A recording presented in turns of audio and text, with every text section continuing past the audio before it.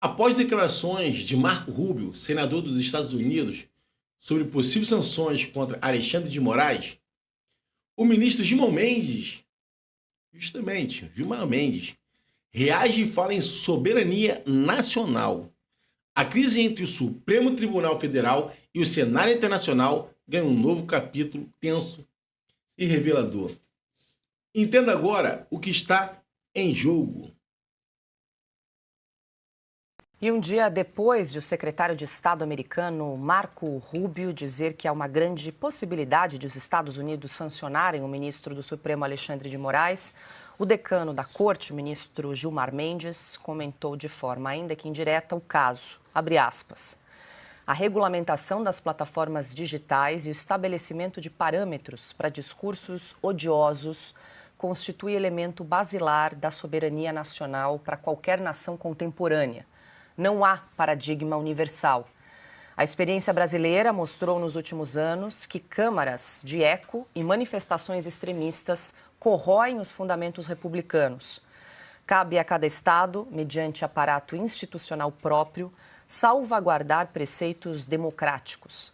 Não se pode admitir que agentes estrangeiros cerceiem o exercício da jurisdição doméstica na tutela de garantias constitucionais.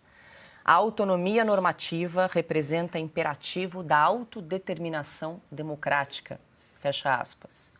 Outros ministros da Suprema Corte afirmaram sob reserva à Folha que a medida é uma tentativa de interferência dos Estados Unidos no judiciário brasileiro.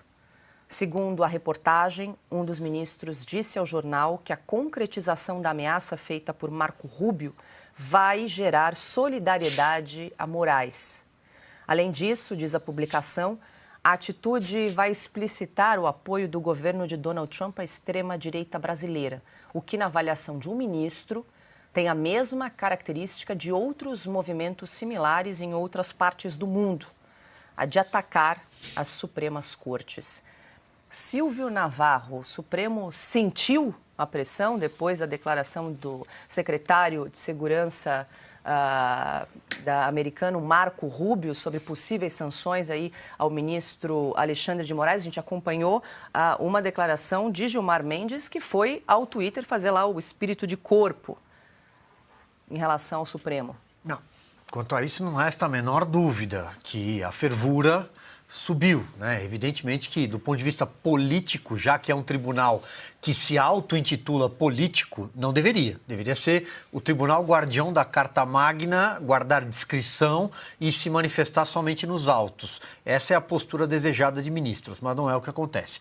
Então, já que eles se declaram ministros de corte políticos, então a fervura política subiu, evidentemente, e relações internacionais, exteriores, é coisa séria. Eu vou só colocar aqui algumas coisas em algumas caixinhas muito brevemente, Paula, e creio que a Ana tem amplo conhecimento e acompanha esse caso muito mais de perto do que eu para trazer tecnicidades sobre a lei Magnitsky, para trazer repercussão e aquilo principalmente que ela ouve de autoridades e fontes americanas. Se não vira um X-tudo o comentário, como vira essa fala do Gilmar Mendes, que é um X-tudo essa fala do Gilmar Mendes. Ele faz uma salada, ele mistura um monte de coisa, ele começa com redes sociais que devem ser regulamentadas, discurso de ódio, salvar a democracia, grupos extremistas, e esquece só uma coisa. Nós estamos falando de uma decisão, se vier, mas de algo que está sendo debatido nos Estados Unidos. Não é no Brasil, não é no Tribunal Superior Eleitoral, não é no STF, não é no STJ, não é no Palácio do Planalto, não. Então, Gilmar Mendes, ministro, com todo respeito, atenção, nós estamos falando dos Estados Unidos, o Departamento de Estado, de congressistas americanos, onde tem uma outra Constituição, que não é a de 1988 brasileira, que, aliás, tem sido pisoteada pelos senhores ministros. Mas lá, a primeira emenda, sobretudo, é coisa séria.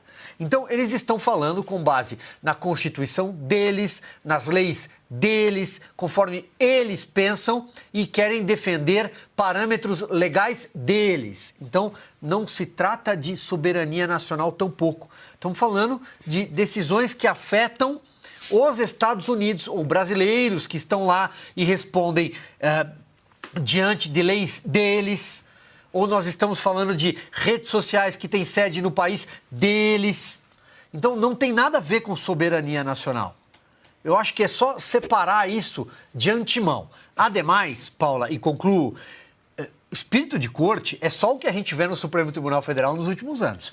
Infelizmente, e aliás, antigamente, na época em que a gente acompanhava ali as primeiras transmissões do STF, 2012, Ação Penal 470, mensalão, né?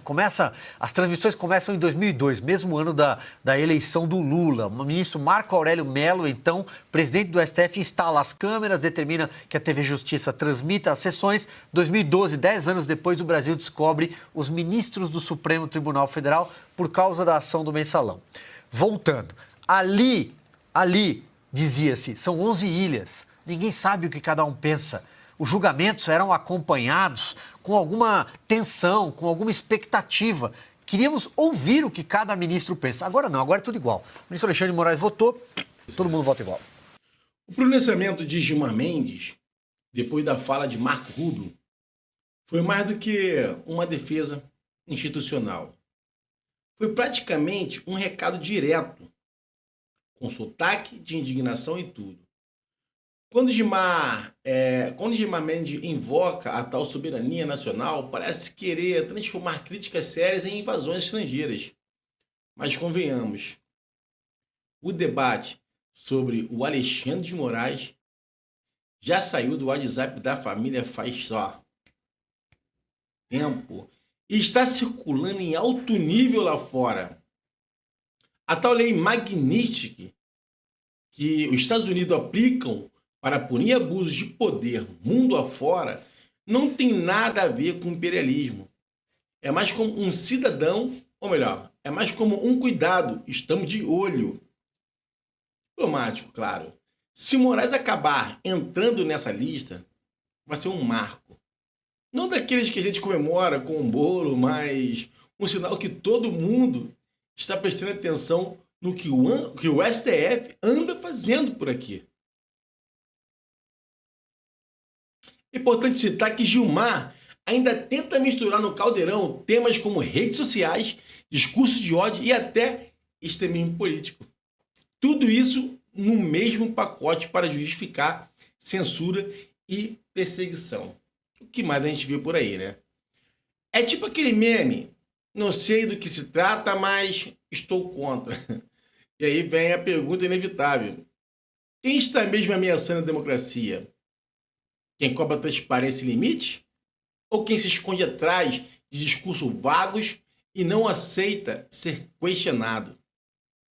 O Brasil, mais uma vez, assiste o STF agindo como se fosse um superpoder, daqueles que nem os Vingadores têm.